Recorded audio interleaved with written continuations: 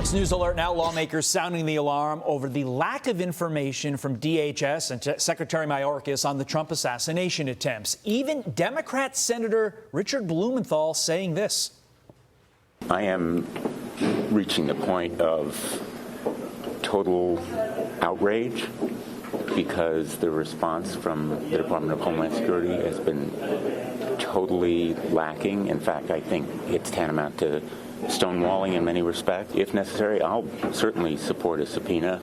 Texas Congressman Tony Gonzales sits on the House Homeland Security Committee, and he joins us now. Congressman, good morning to you. So Senator Blumenthal brings up raises a really good question here, and that is, where is DHS Secretary Alejandro Mayorkas been on all of this? If he oversees the Secret Service, shouldn't he be at the forefront of this response, both publicly at press conferences and also privately, as Senator Blumenthal is requesting him to be?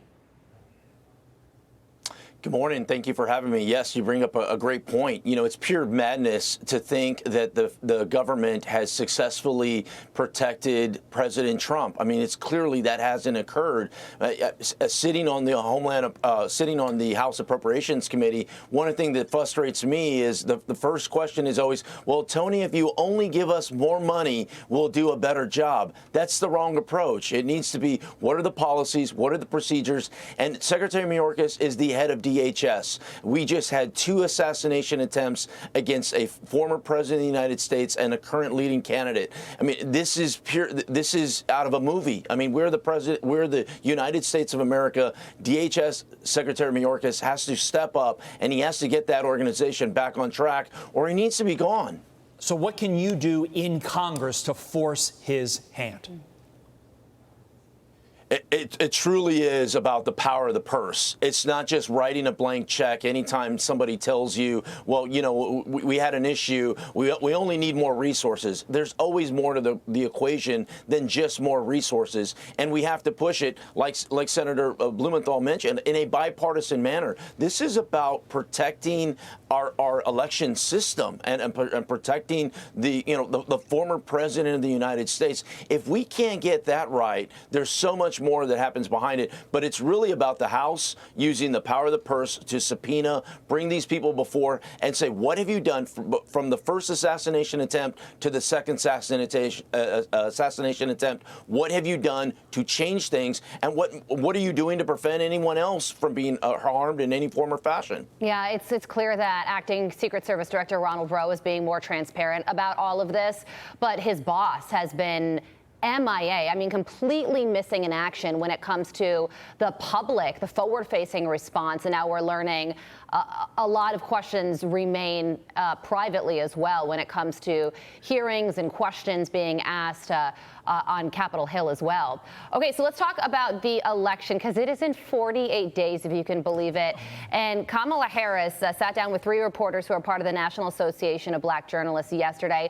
Donald Trump spoke with the organization, the group, in July. And the treatment that both candidates received was very different. Listen to this. You have told 4 congresswomen of color who were American citizens to go back to where they came from.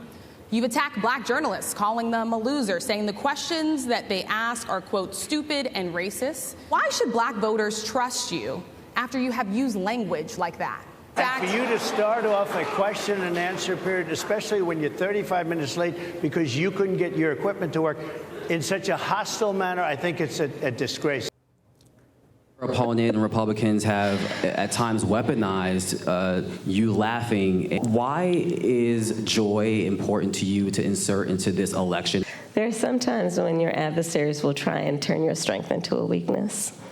Don't you let them. What's your reaction, Congressman? This is why so many people love President Trump, is he is not afraid to go into tough environments and honestly deliver the truth, a truthful message, and push back against some of these narratives that some of these outlets try to create. And it's very evident. I mean, you watch those 2 clips, you see the debate is probably another prime example. You see these things, and the American public they see it firsthand, the differences in how conservative members get treated treated, how the president, the former president's getting treated, President Trump is getting treated, and with the kid gloves that they're treating the current vice president, it's just very evident. And I also think it enrages people. It gets people excited, or it gets them upset and gets them off the couch, which is exactly what we need in order to win this election. Not only the president, we have to take the Senate, we have to take the House, we have to take our country back. It's all about voter mobilization. Congressman Tony Gonzales, thank you for your time. I'm Steve Ducey. I'm Brian Kilmeade. And I'm Ainsley Earhart. And click here to subscribe to the Fox News YouTube page to catch our hottest interviews and most compelling analysis.